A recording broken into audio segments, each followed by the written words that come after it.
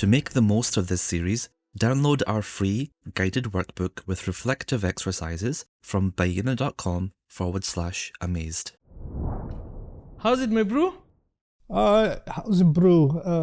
Brew's in a coffee maker, I think. No, man. In South Africa, man. That's a way of endearment to say, how you doing, my brother? Say it again. How's it, my brew? How's it, me brew? Yeah, how's it, my brew? So, like... Brew is brother, bro. But yours is brew. Yeah. A few other terms. My fro, my wife, my bully. Fro is German. And like Frau. And it's Afrikaans, too. That's where the fro came from. That's where the fro came from. You know, one of my favorites is when I go to Europe and sometimes people say, Ustadh Nouman, how you going? Yeah. Now I've heard, how's it going? Yeah. And how are you doing? But they smash the two together and say, how you going?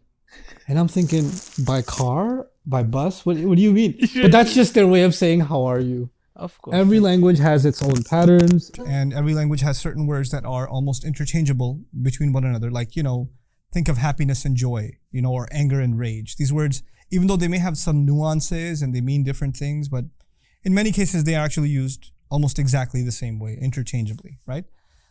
Similarly, there are sometimes words that are the full version of something or the lesser version of something, like demo as opposed to demonstration, which you can in casual speech kind of use interchangeably.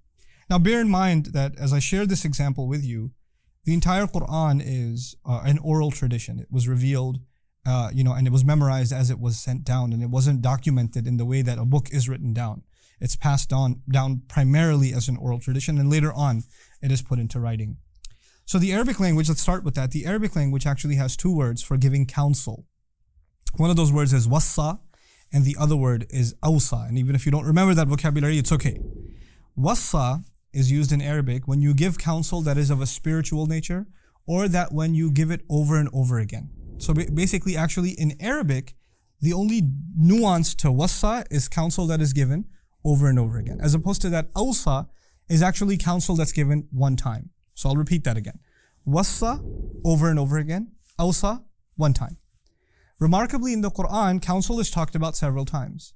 And if you take tally of all those times, like Baqarah and Shura, Surah Shura, Nisa, Maryam, all these different places where counsel is talked about using this language, every time Allah talks about spiritual counsel, counsel to do good, counsel to worship Allah, counsel to pray, this kind of counsel, He'll use wassa, which is actually the word used for over and over again.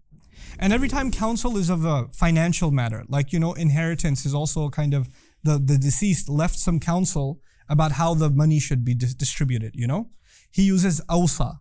So for financial or, inheritance type matters, awsa, kind of leaving a will, leaving counsel behind, leaving advice behind, instruction behind, awsa. And spiritual matters, wassa, which is beautiful. Because Allah is saying, think about it. How many times is inheritance going to be distributed? One time. It's a one-time thing. So awsa is a better word to capture the one-time nature of that kind of, distribution of will, that kind of counsel. However, spiritual counsel, be mindful of Allah, be truthful, be kind, pray. This is not the kind of counsel you give somebody once. You have to give it over and over and over again. That's the nature of spiritual counsel. It must be repeated. So he beautifully uses every single time the word wassa. Now think about that. In the Arabic language, wassa and awsa are interchangeable with a subtlety. One is repeated, the other is not.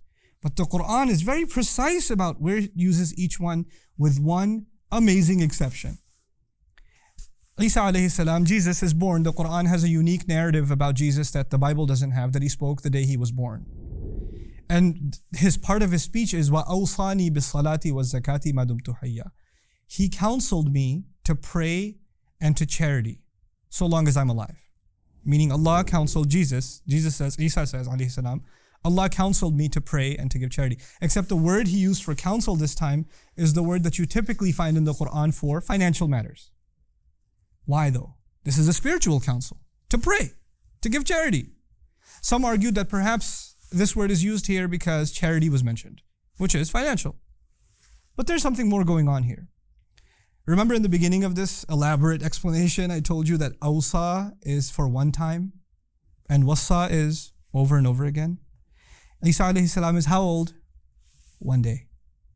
He couldn't possibly have been given counsel over and over and over again. He's only been given counsel to pray and give charity one time. So he says, Awsani bis salati was zakati. 23 years of an oral revelation, and the only time the pattern is broken is when the one-time advice is given. It's what you have to call amazing. Another 2 examples I want to quickly give you are along the same lines, because they're so short that if I made a video by themselves, they'd be like a minute long. So I'll throw them in here, inshallah. Is 2 words. We'll compare 2 words. There's this word a'yun, and there's the word uyun. A little more vocabulary for you. A'yun is actually, it means 2 things. Each one of these words means 2 things. A'yun could mean eyes, and a'yun could also mean springs of water. It could mean eyes, and it could mean springs of water. On a side note, the Arabs have the same word for these because anything that pleased their eye, they use the word eye for it. So waterfalls are called eye too because it pleases their eye. But regardless, a'yun could mean eyes, and it could also mean springs of water.